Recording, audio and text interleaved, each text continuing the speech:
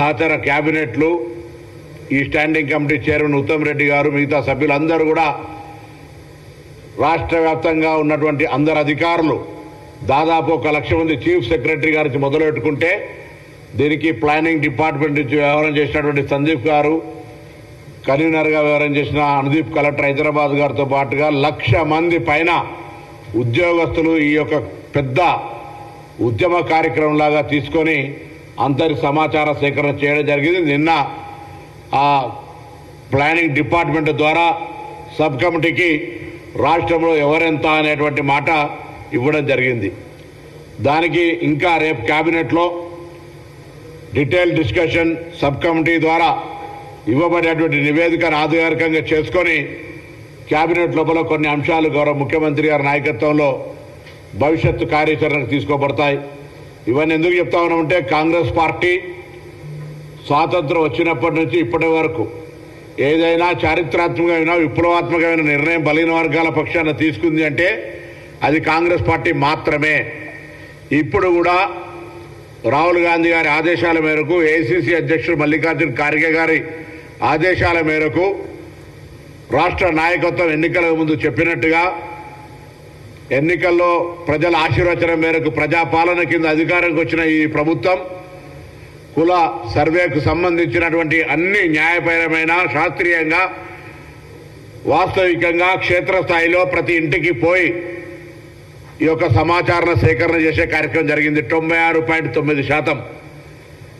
కొంతమంది అక్కడనో ఇక్కడనో సోషల్ మీడియాలో, ట్విట్టర్లో పెడతా ఉన్నారు మా దగ్గరికి రాలే అని. వారిని ఇప్పటికి కూడా సమాచారం ఇవ్వమని కోరుతాను, ఇబ్బంది లేదు. కానీ చాలామంది పెద్దవాళ్ళు ఎవరైనా మాట్లాడే వాళ్ళు ఒక్కసారి వాళ్ళ ఆత్మ పరిశీలన చేసుకోమని కోరుతా ఉన్నా.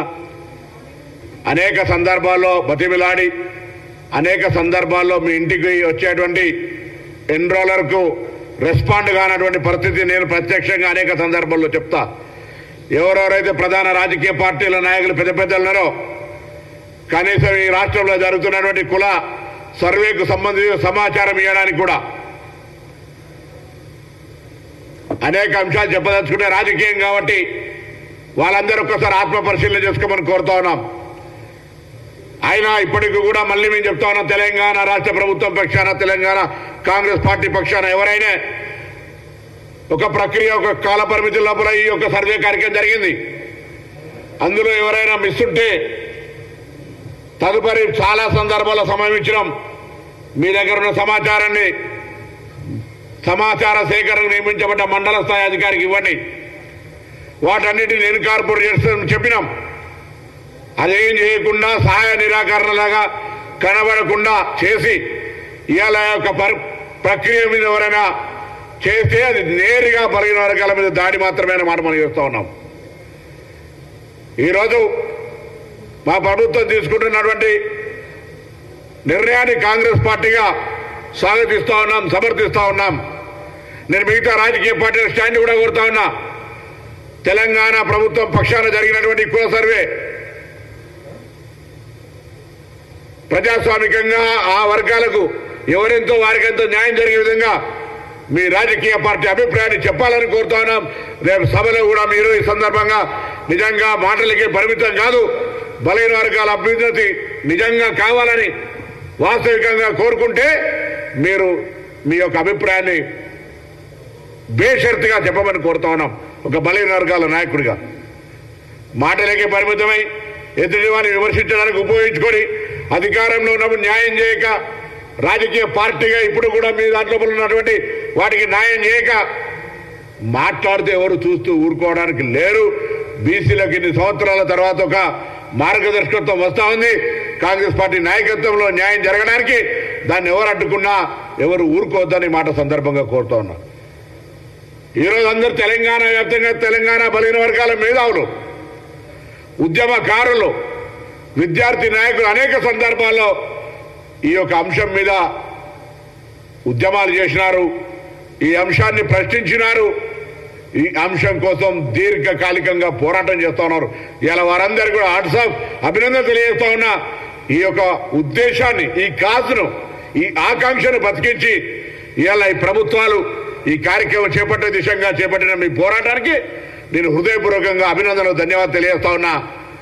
ఇదే కంటిన్యూషన్ గా భవిష్యత్తులో పూర్తిగా మన చివరి అభ్యర్థి దాకా చివరి వ్యక్తి దాకా ప్రభుత్వ ఫలితాలు అందేదాకా కూడా మన కార్యాచరణ కొనసాగాలని కూడా కోరుతా ఉన్నా. లేదో ఆ రాజకీయ పార్టీ ఈ రాజకీయ పార్టీ అని కాదు, వాస్తవంగా చిత్తశుద్ధిగా కాంగ్రెస్ పార్టీ బలైన వర్గాలకు ఏ విధంగానైతే న్యాయం చేయాలనే సంకల్పంతో ఉందో ఆ సంకల్పం క్షేత్రస్థాయికి పోవడానికి ఎవరైనా అడ్డం పడే శక్తులుంటే వారిని ఎదుర్కొని వారికి ధీటుగా మీరంతా కూడా కార్యనిర్వాహక క్షేత్రంలో ఈ కార్యక్రమం క్షేత్రస్థాయి దాకా పోవడానికి సహకరించాలని కోరుతా ఉన్నాం.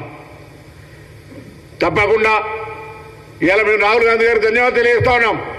అసలు ఈ స్ఫూర్తి ప్రదాతలైనటువంటి జ్యోతిబా పూలే, డాక్టర్ బాబాసాహెబ్ అంబేద్కర్ లాంటి వాళ్లకు, మా కాంగ్రెస్ అఖిల భారత అధ్యక్షుడు ఖార్గే గారికి, గౌరవ ముఖ్యమంత్రి రేవంత్ రెడ్డి గారికి, ఉప ముఖ్యమంత్రి భట్టి విక్రమార్క గారికి, చైర్మన్ ఈ కమిటీకి సంబంధించి మేము కూడా సభ్యుడిని, ఉత్తమ్ రెడ్డి గారికి, మిగతా సభ్యులకు ఇవాళ ఎందుకంటే ఇది ఒక చారిత్రాత్మక కార్యక్రమం.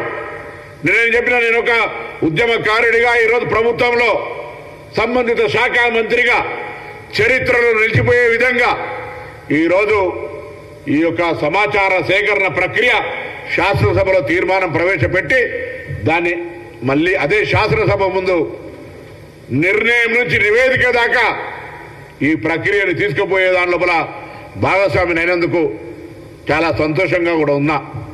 నేను మా మిగతా అందరినీ కూడా పార్టీ పెద్దలను క్షేత్రస్థాయిలో రేపు శాసనసభలో కేబినెట్ అనంతరం ప్రవేశపెట్టబడుతున్నటువంటి ఈ యొక్క అంశం మీద అన్ని జిల్లాల్లో బలైన వర్గాలకు సంబంధించిన సంఘాలు, కుల సంఘాలు ఇదొక విప్లవాత్మకమైన మార్పును స్వాగతించే విధంగా అన్ని జిల్లా కేంద్రాల్లో కాంగ్రెస్ పార్టీ శ్రేణులు కానీ బలైన వర్గాల ఉద్యమకారులు కానీ అందరూ కూడా ఈ ప్రభుత్వానికి ధన్యవాదాలు చెప్తూ కార్యక్రమాలు చేయాలని, భాగస్వాములు కావాలని ఆకాంక్షిస్తా ఉన్నా. ఇది మామూలు విషయం కాదు, ధైర్యం ఉండాలి. ఈ దేశంలో ఏకైక మునగాడుగా అవసరమైతే ఆ యొక్క లిమిటేషన్ క్యాబ్ను ఎత్తేసి జితనా ఆబాదీ ఉత్తర ఇస్తాదారి అని ధైర్యం కొద్ది పలుకుతున్న రాహుల్ గాంధీ గారికి అభినందనలు చెప్పాలి. అటువంటి కార్యక్రమాన్ని క్షేత్రస్థాయి దాకా తీసుకుపోయే బాధ్యతను తీసుకున్నటువంటి రాష్ట్ర ప్రభుత్వానికి, ముఖ్యమంత్రికి, మిగతా వాళ్ళందరికీ ధన్యవాదాలు చెప్పాలి.